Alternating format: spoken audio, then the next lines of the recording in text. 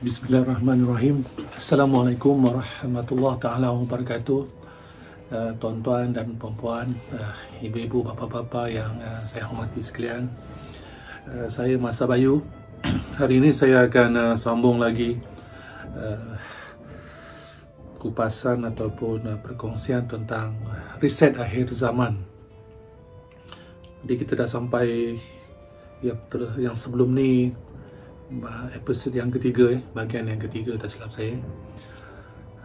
Jadi hari ini saya akan sambung lagi tuan-tuan dan puan-puan untuk bahagian yang keempat, tapi masih lagi berlegar tentang riset ilmu. Sekali lagi saya ulangkan di sini, riset akhir zaman ada 4 peringkat ya. Peringkat pertama riset ilmu, peringkat yang kedua riset akhlak ataupun riset moral, yang ketiga adalah riset kreativiti, yang keempat adalah riset ekonomi. Jadi keempat-empat ini perlu berlaku untuk melengkapkan proses riset zaman. Jadi daripada keempat-empat parameter inilah tadi baru kita akan dapat melengkapkan satu pernyataan secara khusus bahawa riset zaman telah berlaku. Dan sebagaimana yang saya katakan sebelum ini, riset zaman dah berlaku, yang berdasar kepada apa yang menjadi kajian dan juga penelitian saya selama ini. Jadi untuk menjelaskan perkara tersebut, itu yang saya telah sampaikan tentang riset ilmu ya. Jadi saya kupaskan dulu riset ilmu, dan selepas bahagian riset ilmu ini saya akan masuk kepada riset akhlak ataupun riset moral Jadi untuk hari ini saya sambung lagi tentang riset ilmu tuan-tuan dan puan-puan, kerana penting untuk kita memahamkan, untuk kita menjelaskan faktor kepentingan ilmu dalam peralihan zaman, dalam peradaban ataupun dalam kelangsungan hidup manusia di atas muka bumi. Maaf ya kepada mana-mana pihak yang telah berhubung dengan saya yang saya tidak dapat menjawab secara langsung, kerana banyak soalan-soalan itu bagi saya semua telah pun saya jawab melalui video-video saya yang sebelum ini. Jadi tuan-tuan dan puan-puan yang bertanya itu rujuk baliklah ya dalam video-video yang telah saya sampaikan sebelum ini. Dan sekali lagi, bukan tujuan untuk saya menidakkan mana-mana pihak, tetapi saya membuka peluang dan ruang kepada kita semua untuk berfikir untuk mencari suatu kepastian secara praktikal, secara rasional ketetapan daripada Allah Subhanahu Wa Taala, bukan kepada satu andaian ataupun bukan kepada satu pernyataan ataupun pandangan mana-mana pihak, kerana kita harus kembalikan diri kita kepada Allah Subhanahu Wa Taala sebulat-bulatnya. Serahkan diri kita bulat-bulat kepada Allah, kerana kita berada di akhir zaman. Zaman yang mana tidak ada siapa yang boleh membantu kita tuan-tuan dan puan-puan. Tidak ada mana-mana makhluk yang akan dapat membantu kita. Tidak ada mana-mana kelompok, tidak ada mana-mana pihak yang dapat membantu kita apabila kita berada di akhir zaman.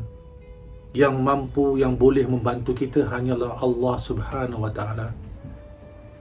Maka itu tuan-tuan dan puan-puan, kita tidak mahu lagi mempertikai-tikaikan ataupun menuding mana-mana pihak, aku yang paling betul, aku yang paling salah. Betul atau salah atas apa yang kita sampaikan atau kita yakini mestilah berlandaskan kepada Al-Quran dan Sunnah ya, bukan kepada satu perkara sahaja. Dia mesti kembali kepada Al-Quran, mesti kembali kepada Al-Quran secara total, mutlak, bukan satu perkara yang dibawa oleh manusia. Tidak cukup tuan-tuan dan puan-puan, kerana manusia dijadikan oleh Allah. Maka atas faktor itulah kita kena kembalikan diri kita bulat-bulat kepada Allah. Berbalik kepada riset ilmu untuk hari ini, kenapa Masa Bayu masih lagi menekankan tentang faktor ilmu? Tuan-tuan dan puan-puan, sebagaimana yang saya katakan sebelum ini, permulaan kepada ilmu itu datang daripada Allah. Pengetahuan yang kita miliki datang daripada Allah. Tidak ada tempat lain tuan-tuan dan puan-puan. Tidak ada apa-apa pun pengetahuan melainkan datangnya itu daripada Allah. Hinggakan iblis laknatullah yang menjadi musuh yang nyata kepada kita, kepada anak cucu Adam juga mendapatkan pengetahuan daripada Allah. Tidak ada satu makhluk pun jadi dengan sendirinya. Tidak ada satu ilmuwan pun yang tiba-tiba mengetahui satu perkara, kecuali semua itu datangnya daripada Allah Subhanahu Wa Taala. Maka permulaan kepada kefahaman kita tentang tujuan kita, purpose kita hidup di atas muka bumi ini, mesti ada pengetahuannya, mesti ada permulaannya. Maka permulaan itu datang daripada Allah. Inna lillahi wa inna ilaihi raji'un, datang daripada Allah, kembalinya kita kepada Allah. Maksudnya di sini, kita kena meletakkan diri kita secara total. Ini dah sampai peringkat akhir zaman, tuan-tuan dan puan-puan. Saya dah katakan reset zaman dah berlaku. Reset zaman dah jelas bagi penyataan saya. Maka kita tak boleh lagi meletakkan sesuatu perkara yang lain daripada apa yang telah ditetapkan oleh Allah dan Rasulnya. Maka permulaan kepada segala pengetahuan manusia adalah datang daripada Allah. Maka Allah memelihara kita dengan meletakkan mukjizatnya pada sosok untuk disampaikan kepada kita, yakni Rasulullah sallallahu alaihi wasallam. Tuan-tuan dan puan-puan, Iqra bismi rabbikal ladzi khalaq. Bacalah.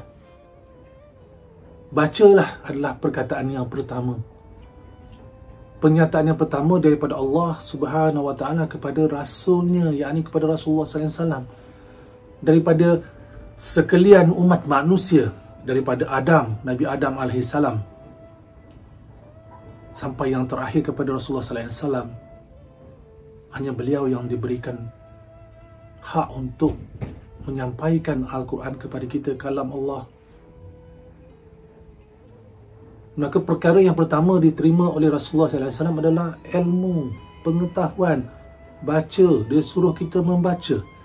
Maka pembacaan itulah akhirnya telah membuka dimensi yang sangat luas kepada persoalan hidup kita di atas muka bumi. Daripada Iqra bismi rabbikal ladzi khalaq itulah maka bermulanya sinar membawa cahaya kepada sekalian alam semesta oleh Rasulullah sallallahu alaihi wasallam. Tuan-tuan dan puan-puan, tidak ada daya upaya bagi kita sebagai manusia untuk keluar daripada kegelapan, kecuali kita adanya cahaya yang menerangi untuk kita menyuluh dan kita melihat laluan apakah yang sedang kita tempuhi dengan adanya cahaya. Tidak ada cahaya, maka kita akan teraba-raba di dalam kegelapan. Maka datangnya Al-Quran diturunkan oleh Allah Subhanahu Wa Taala adalah sebagai petunjuk membawa cahaya, menerangkan kegelapan yang ada dalam kehidupan kita. Permulaan diberikan kepada Rasulullah sallallahu alaihi wasallam.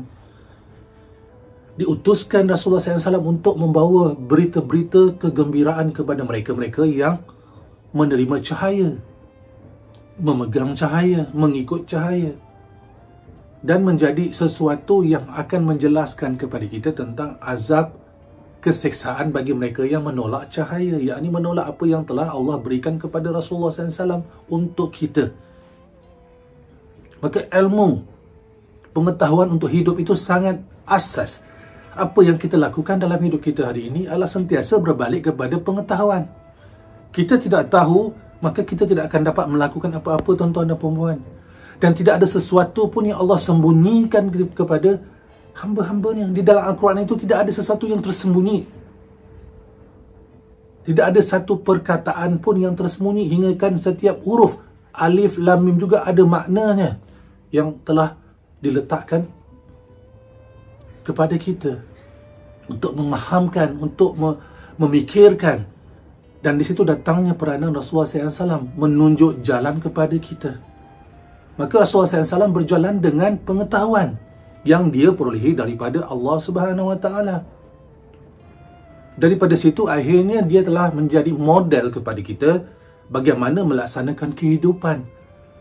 Kerana pengetahuan yang diperolehi adalah untuk kehidupan kita di atas muka bumi dan menuju kepada satu lagi kehidupan yang kekal, yakni di akhirat. Bukan soal berapa banyak yang kita perolehi, bukan soal berapa besar ilmu yang kita ada, tetapi persoalannya bagaimana ia dapat memberikan manfaat bagi diri kita dan sekeliling kita. Maka ilmu ini adalah ilmu yang praktikal. Rasulullah SAW membawa ilmu yang praktikal, tidak ada ilmu yang tersembunyi. Tidak ada ilmu yang duduk di dalam ruang yang gelap. Erti kata di sini tuan-tuan dan puan-puan, ingat peristiwa bagaimana di dalam Gua Hira. Rasulullah SAW dalam keadaan yang serba-serbi kebingungan mencari realiti apa yang sebenar-benarnya yang perlu dia lakukan, dan dia tidak faham. Kenapa? Tidak ada pengetahuan. Tidak sampainya pengetahuan itu lagi. Sehingga datanglah Jibril alaihissalam menyampaikan ayat yang pertama yang saya katakan tadi. Tentang Isra' Bismi Rabbikal Lazi Halaq. Turun dan penyataan pertama, bacalah. Maka persoalan itu datang kepada beliau sebagai satu pengetahuan. Daripada pembacaan itu tadi, daripada apa yang disampaikan, akhirnya Rasulullah SAW tahu apa yang perlu dilakukan. Maka tahu itu datang daripada Allah. Maka Rasulullah sendiri tidak duduk di dalam gua. Kalau duduk dalam gua, maka dia hanyalah diri dia dengan apa yang ada di sekeliling dia. Kalau kecil gua tu, kecillah ruangnya. Kalau besar gua tu, besarlah ruangnya. Itu menunjukkan bagaimana, tuan-tuan dan puan-puan, kita harus keluar daripada tempat yang sempit. Rasulullah SAW dapat sahaja ayat yang pertama, wahyu yang pertama, keluar daripada gua, kembali semula ke masyarakat. Maka itu yang menjadi realiti tentang ilmu, pengetahuan, dan dilaksanakan. Dia tidak duduk di dalam satu tempat dan duduk berlama-lama atas diri dia sendiri, tetapi dia kembalikan diri dia kepada masyarakat, menunjuk ajar kepada keluarganya terlebih dahulu dan sahabat-sahabatnya, dan akhirnya sampai kepada kita di zaman ini. Maka tuan-tuan dan puan-puan, bukan soal berapa banyak yang kita tahu, tetapi apakah setiap perkara yang kita tahu itu tadi ada manfaat dia tak? Praktikal tak? Dan paling penting, ingin saya nyatakan di sini dalam persoalan hari ini tentang riset ilmu, dua perkara yang kita harus kaitkan tentang ilmu. Apakah dua perkara tersebut? Hablum minallah dan hablum minan nas. Y dan X, hubungan kita dengan Allah, hubungan kita sesama manusia. Maka pengetahuan yang kita perolehi, yang akan kita miliki atas ilmu yang kita akan laksanakan, harus mempunyai dan wajib mempunyai dua faktor. Faktor menegak dan faktor melintang. X dan Y. Y ini kita tidak boleh lepas daripada hubungan dengan Maha Pencipta, iaitu Allah Subhanahu Wa Taala. Maka setiap ilmu yang kita miliki, yang kita perolehi, pengetahuan-pengetahuan itu harus kembali kepada Allah. Setinggi mana pun duduknya kita, pengetahuan yang kita rasa kita tahu, sebagian sama ada kita ada degree, kita ada master, kita ada PhD, atau apa sekalipun ilmu yang kita katakan, tetap akhirnya tadi, pertama, dia harus mempunyai hubungan langsung kepada Allah Subhanahu Wa Taala. Maka apabila kita katakan itu, tuan-tuan dan puan-puan, riset balik, adakah setiap pengetahuan yang kita miliki itu benar kembali kepada Allah? Kita kata, yalah, kita ikut kepada Allah, kita ikut apa yang telah disampaikan oleh guru-guru kita. Jadi jika itu pernyataannya, maka kita ambil apa yang kita katakan yang tadi, lihat di mana adanya pembuktian, riset balik. Maka ada tak dalam Quran? Oh, tak payah lagi dah sebab Al-Quran dah tak perlu dah, sebab Al-Quran dah, kita tak perlu lagi dalil-dalil sebab Al-Quran dah cukup, kita hanya perlukan petunjuk dan hidayah. Katalah ada yang sampaikan macam tu pada saya. Tak perlu lagi dalil, kita hanya perlu hidayah dan petunjuk. Faham tak maksud perkataan hidayah? Faham tak maksud perkataan petunjuk itu apa? Ini isunya kenapa kita ni duduk dalam status yang sentiasa dalam denying. Tuan-tuan dan puan-puan, hidayah itu milik Allah. Petunjuk itu dah terang-terang, Al-Quran itulah petunjuknya, maka kembalikanlah. Dah katakan tadi petunjuk, mana petunjuk itu daripada apa? Apakah petunjuk? Itulah Al-Quran lah yang menjadi petunjuk kepada kita. Ada tak dalam tu? Ada tak pernyataan-pernyataan tersebut? Sebagaimana yang kita yakin daripada pengetahuan kita perolehi mungkin daripada individu, mungkin daripada kita kata mimpi, mungkin kita daripada guru-guru yang tertentu.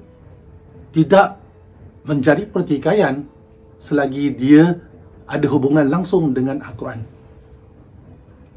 Jika tidak ada hubungan dengan Al-Quran, buka balik Al-Quran tuan-tuan dan puan-puan, beritahu pada saya, tunjuk supaya saya di mana ayat-ayat ataupun pernyataan daripada Al-Quran yang menyatakan kita boleh dapat pengetahuan luar daripada Al-Quran. Ada tak? Tuan-tuan dan puan-puan, riset ilmu.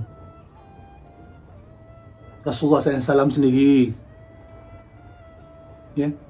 berada dalam suasana kemurungan, kebingungan sebelum beliau mendapat pengetahuan daripada Allah. Yang saya katakan tadi, wahyu. Berjalan daripada proses di Makkah dan berjalan proses di Madinah tak berhenti kerana Al-Quran tidak turun selambak. Dia turun mengikut peristiwa, asbab-asbab. Sampaikan ke Madinah juga masih turun ayat-ayat Al-Quran. Wahyu daripada Allah sampai kepada Rasulullah SAW. Maka tidak pernah ada proses berhenti menerima petunjuk daripada Allah. Maka apabila kita katakan tidak ada lagi dalil, memanglah tidak ada lagi dalil sebab tidak ada lagi perkara yang baru untuk pembaharuan dari segi aspek ilmu kerana dah lengkap. Rasulullah dah lengkapkan perjalanan sebagaimana yang sepatutnya ditetapkan oleh Allah Subhanahu Wa Taala menjadi rujukan kepada kita. Bukan penambahan dalil. Apa yang dalam Al-Quran dah cukup, dah lengkap, dah sempurna, tidak ada tambah satu huruf, tidak ada kurang satu huruf. Maknanya apa? Apa yang kita nak tahu tentang apa juga yang berbalik tentang faktor ilmu, yakni hablum minallah dan hablum minan nas, ada dalam Al-Quran. Tentang muamalat, tentang ekonomi, tentang teknologi, tentang kejadian alam, kejadian manusia, biologi, kimia, architecture, sosial, apa sekalipun yang kita nak faham tentang yang gaib, tentang yang mikrob, tentang sel, tentang nukleus, tentang tenaga, apa juga jisim-jisim alam semesta, kejadian bintang dan sebagainya, diterangkan dengan sangat-sangat jelas di dalam Al-Quran. Maka persoalan dekat sini, kenapa kita susah sangat bila kita diajak untuk balik kepada Al-Quran, kita menentang. Kita rasa tak cukup. Maka kita kata ada lagi yang lebih hebat. Subhanallah. Maha suci Allah daripada sebarang kecacatan. Kita beriman kepada Allah, maka harus kembalikan segala pengetahuan untuk mencari jawapan juga kembalikan kepada Allah. Tuan-tuan dan puan-puan, tak serik-serik ke kita sebenarnya dengan suasana kita pada hari ini, dengan keadaan kita serba-serbi, dalam keadaan yang tidak jelas, tidak faham. Sedangkan Al-Quran itu sangat jelas, sangat nyata, sangat terang apa yang perlu kita lakukan. Sampai ada yang menyatakan kalau macam tu Pak, dalam Al-Quran pun nak solat pun tak ada dia punya penjelasan. Solat maghrib ke, solat isyak ke, solat zuhur tak ada pun dalam Quran. Siapa cakap tak ada? Ini persoalan-persoalannya kerana apa? Kerana kita belum riset lagi ilmu. Maka risetlah ilmu kerana tuan-tuan dan puan-puan, setiap ibadah-ibadah kita, setiap amalan-amalan kita, setiap pelaksanaan-pelaksanaan hidup kita, semua telah ditunjukkan, semua telah dibuktikan, semua telah pun dijelaskan dengan pelaksanaan oleh Rasulullah SAW. Itu sunnah dia. Berulang kali saya katakan sunnah Rasulullah berdasarkan kepada Al-Quran. Dan tidaklah sunnah itu melengkapkan Al-Quran. Sekali lagi saya ulang di sini, riset ilmu, tidaklah sunnah itu melengkapkan Al-Quran. Kerana Al-Quran tidak ada perlu dilengkapkan. Kerana Al-Quran itu kalam Allah sempurna. Sunnah itu pembuktian kepada kesempurnaan Al-Quran. Maka setiap yang dilakukan oleh Rasulullah SAW itu pembuktian bahawa Al-Quran itu benar. Maha suci Allah atas segala kebenaran.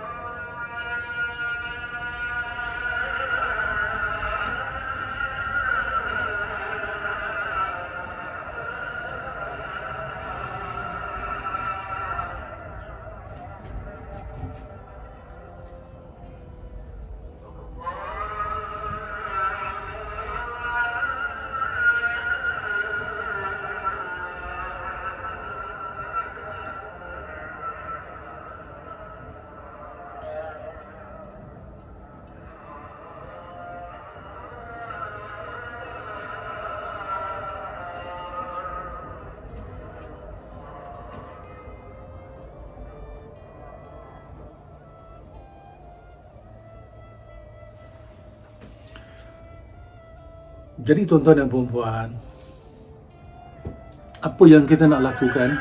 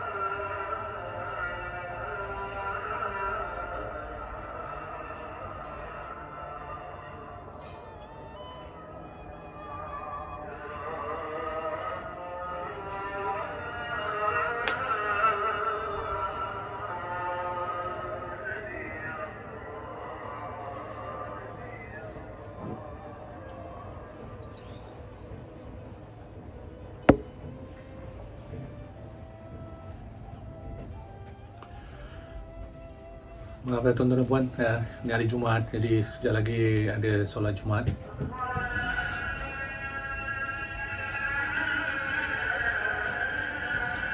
Assalamualaikum.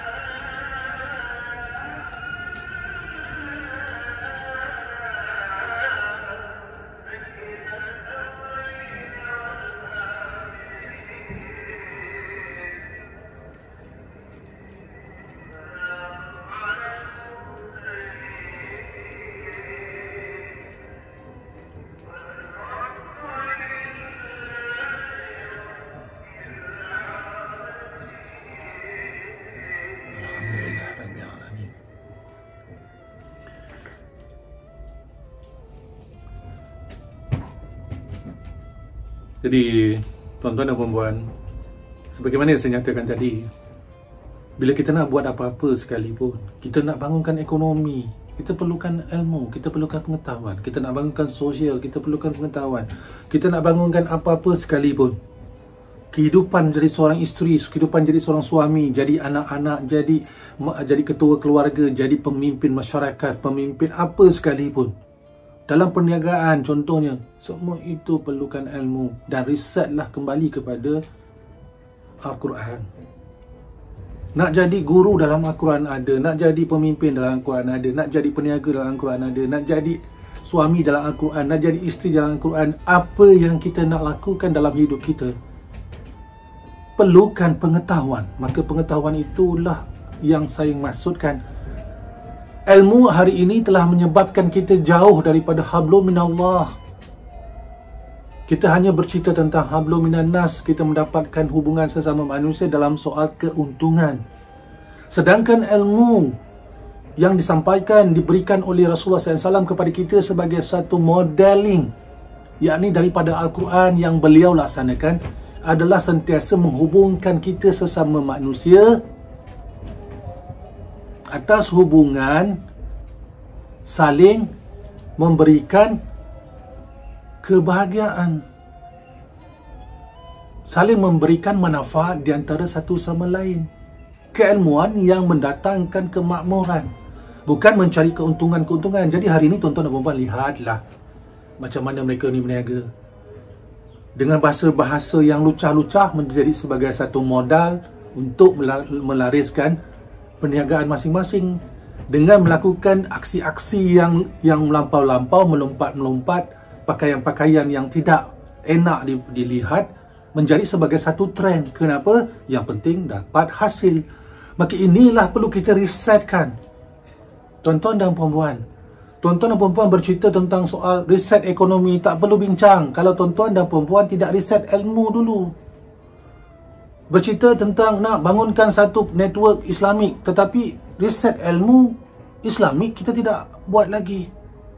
Kita masih berteraskan kepada sistem kapitalis. Cuma kita tukar pakaian saja. Oh, terpakaikan baju kurung, jadi Melayu contohnya. Tetapi realiti dalaman itu masih benda yang sama. Kita kena riset, tukar semua ini. Hablu minallah, hablu minan nas. Laksanakan perintah Allah dengan sentiasa sujud kepada Allah, tidak ada yang lain. Jangan diduakan Allah, jangan disyirikkan Allah dengan perkara-perkara yang lain. Dan dalam masa yang sama, tanggungjawab kita, amanah kita di atas muka bumi menjadi pemimpin kepada sekalian makhluk. Tak dapat kita memimpin yang ramai, memimpin diri kita terlebih dahulu, kemudian memimpin keluarga kita. Berlandaskan kepada Al-Quran dan Sunnah. Maka Sunnah tidak melengkapkan Al-Quran. Sunnah membuktikan kebenaran Al-Quran. Jadi apabila ada yang menyatakan bahawa Sunnah melengkapkan Al-Quran itu, cuba tuan-tuan dan puan-puan fikirkan. Masuk tak?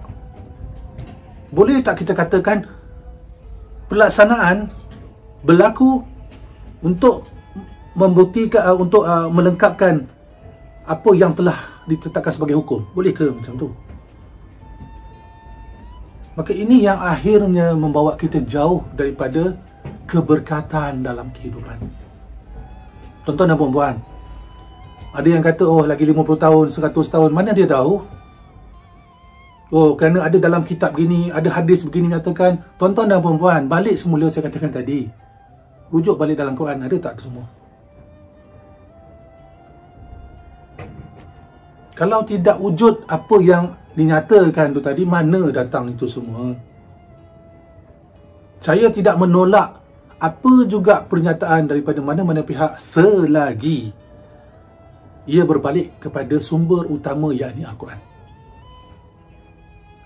Allah suruh kita berfikir. Allah suruh kita gunakan akal. Jangan taksub kepada mereka yang membawa cerita-cerita dongeng, cerita-cerita yang membawa tuan-tuan dan puan-puan kepada satu dimensi yang tidak boleh dicapai. Tuan-tuan dan puan-puan bila lapar, tuan-tuan dan puan-puan pergi cari makanan. Tuan-tuan dan puan-puan jangan duduk dalam rumah, duduk di dapur dan menantikan tiba-tiba datangnya makanan atas meja. Tidak berlaku kan? Praktikalnya tuan-tuan dan puan-puan kena bekerja.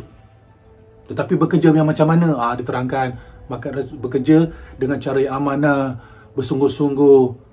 Jangan tipu, jangan buat kerja yang sambil lewa, kerana itu amanah. Maka daripada situ dapat hasilnya. Maka hasil itu dibawa balik, bawa pulang untuk menjadi sebagai satu wadah kepada keluarga, makan dan minum dan juga segala keperluan.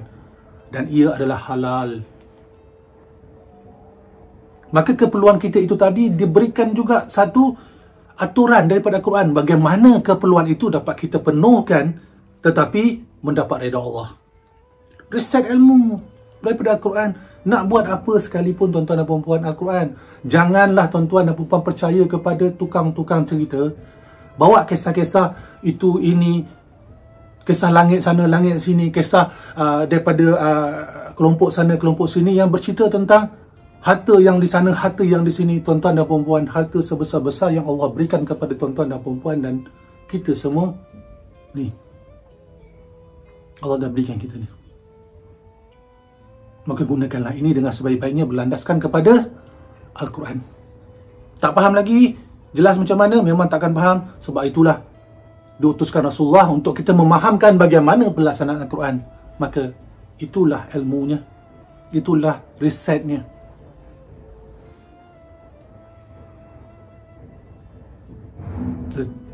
Macam mana pula dengan orang-orang yang dah berjaya? Tuan-tuan dan puan-puan, istilah berjaya itu yang kita katakan tadi. mesti ada permulaan, mesti ada puncanya. Berjaya itu antara siapa? Dua. Kejayaan dunia dan akhirat.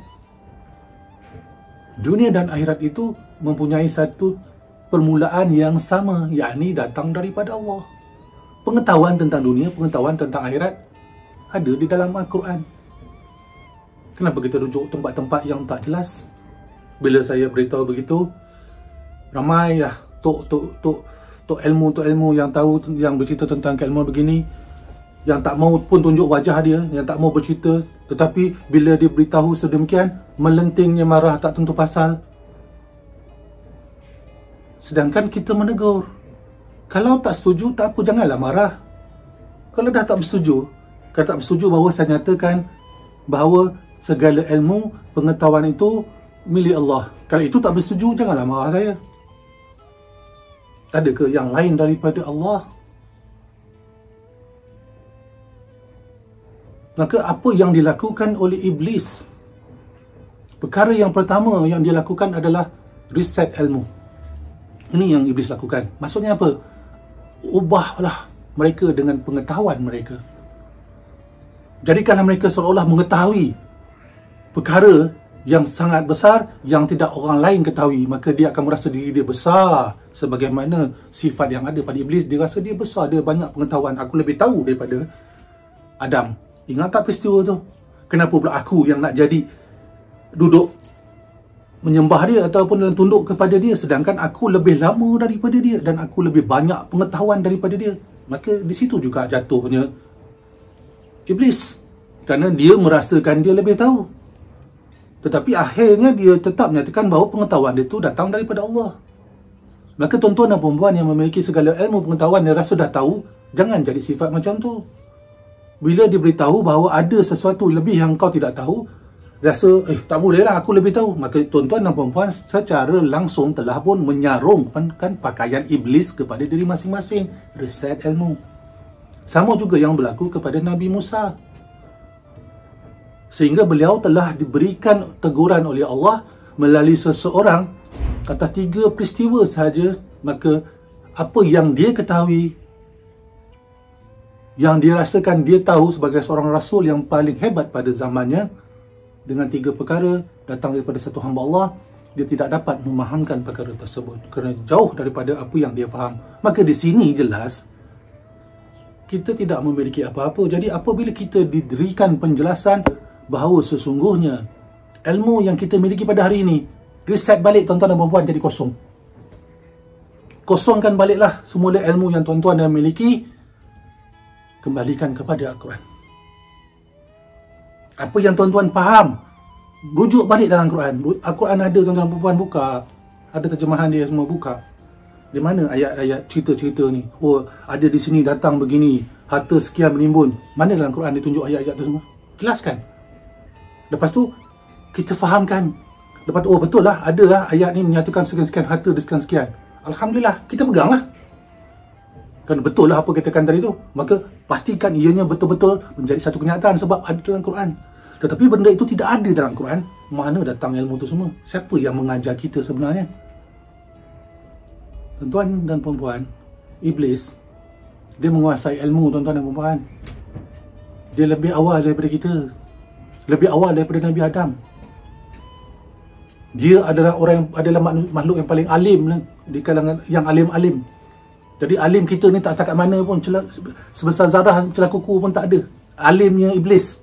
Tetapi beliau kerana melesakan diri dia banyak pengetahuan, akhirnya dia menjadi penentang kepada Allah. Maka saya memberitahu tuan-tuan dan puan-puan, riset ilmu kerana akhir zaman telah lengkap. Maka kita kena riset balik apa yang kita faham hari ini. Yang kita faham hari ini, riset balik. Kerana apabila datangnya Islam, dia kosong. Dalam kata lain, asing. Kalau kita rasa kita masih dalam realiti, kita masih memahami Islam, itu belum asing. Maka kembalikan kita kepada Al-Quran dan Sunnah. Tuan-tuan dan puan-puan, riset ilmu adalah mengembalikan apa yang kita tahu, apa yang kita faham untuk kita laksanakan dalam kehidupan yang berteraskan kepada Al-Quran dan sunnah junjungan besar kita Nabi Muhammad sallallahu alaihi wasallam.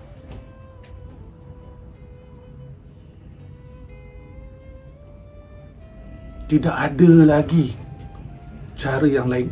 Tali Allah yang satu-satunya kepada kita, la ilaha illallah Muhammadar Rasulullah, kita peganglah.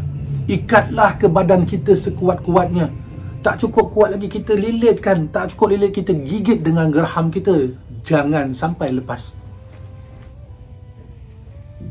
Kerana tuan-tuan dan puan-puan, demi Allah yang Maha Pengasih lagi Maha Penyayang,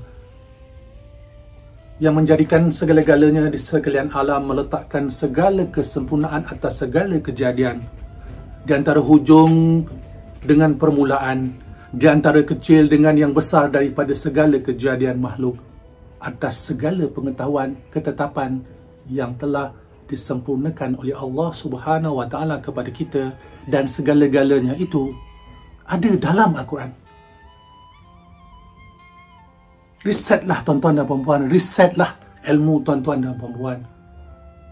Bukan riset menyebabkan kita lupa, riset menyebabkan kita jauh daripada Allah. Riset untuk kita pastikan kita kembali kepada jalan yang telah Allah tetapkan kepada kita, yang telah ditunjukkan oleh junjungan besar kita kepada kita, dan yang akan memastikan keselamatan kita apabila kembalinya kepada Yang Maha Esa. Assalamualaikum, salam sejahtera daripada saya Mas Abayu di Bumi Balkan. Sampai kita bertemu lagi.